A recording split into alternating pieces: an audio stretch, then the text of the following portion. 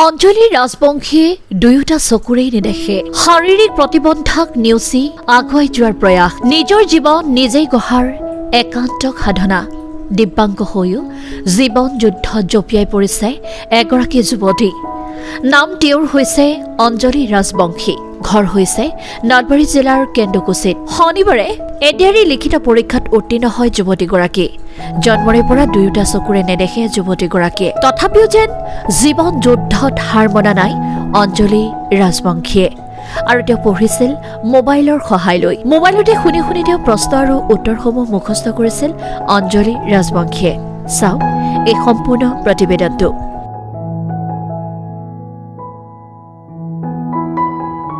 মই মোবাইলত ইউটিউবৰ সহায় লৈ শুনি শুনিকৈ পঢ়িছিলোঁ।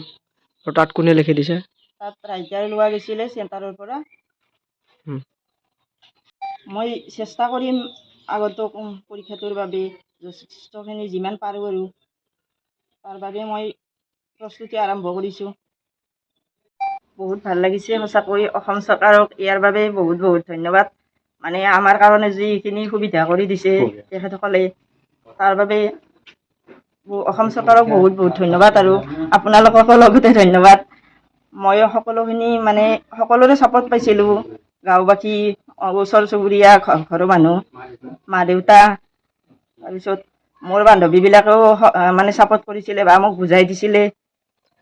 কিমান মান টাইমলৈকে পঢ়িছিলা? মই ৰাতি 1-1:30 বজালৈকে পঢ়িছিলোঁ।